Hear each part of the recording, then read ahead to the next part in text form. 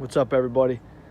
Today we're going to connect 4-inch drain pipe that is underground here. You can see it goes right up to our basement here, and that is from our sump pump. So the sump pump comes out, and previously this drain pipe went out to the creek here. So what I want to do, I feel like I was wasting that water. Even though it's groundwater, I wanted to filter it a little bit with native plants and aquatic plants.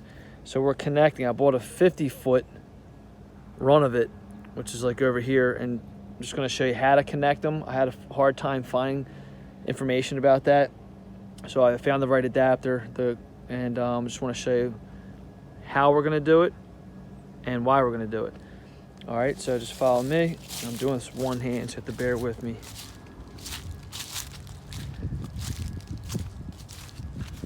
Now at the end of this 50-foot run is a retaining pond, and you can see here my grass line ends here, and it's all marshy back here. We live on like a underground spring, so we have a high water table here.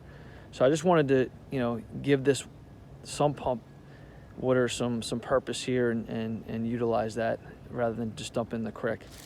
So before we get to that, so here we have, this is not a factory edge. Whoever had this before just cut it, which is fine. And here's the other end of the 50-foot that I bought. And after a couple times of buying the wrong adapters, I finally found the right one. So it's a 4-inch internal coupler.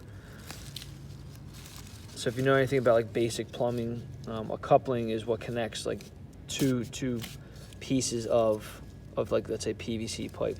All right, and usually, at least the ones that I've used, go above your two pieces of piping, but here, as the name suggests, it's internal. So what these little clips are going to do is when you apply pressure and bring it in, they're going to hook into these larger pieces here, these rings. So let's see if I can do it with one hand.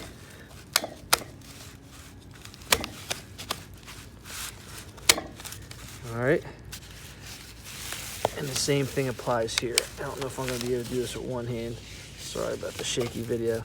But essentially, I'm going to do the same thing here. And I'm going to connect it. Okay? And before I go, I just wanted to show you, I'll put a link in the description below of where to find this and the exact name, just because I had a hard time trying to find it initially. So I'll make that easy on you guys. So we're going to connect it all the way down.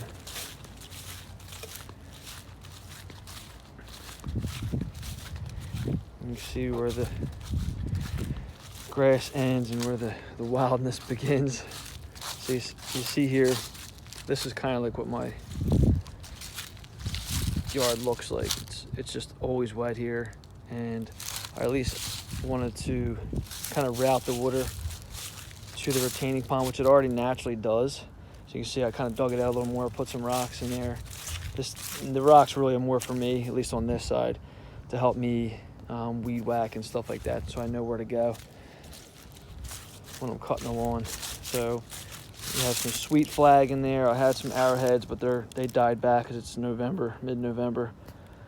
And we're gonna put all kind of carnivorous plants, pitcher plants, and sundews, and just different marginal and aquatic plants, bog plants. And it goes right into the retaining pond that was already here when we bought the place. So I put some sweet flag in here. I kind of tried to straighten up a little bit. It'll look better in the spring. We'll give an update on that, but that's the purpose of this. And what we're gonna do is I'm gonna dig that drain pipe in the ground. Obviously, I don't want it to look like that and be above ground. That's not the deal. So I'm probably gonna rent a trencher, or I'm just gonna get my meathead on and do it myself. This is probably like 80 foot total. I don't know that I want to do this just by hand. That'll be ridiculous and take me forever.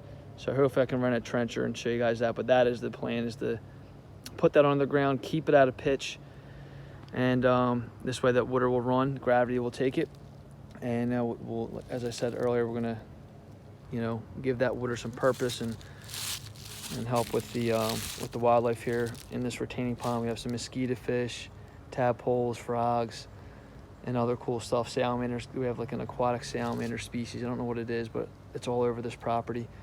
And naturally you'll see is starting to come up a little bit. But we have skunk weed or cabbage weed, and it's a really neat plant that grows all over this property, which is really neat. And I'll put some information on that plant as well, but just trying to keep the wildlife going here. So all right guys, thank you, and keep tuning in.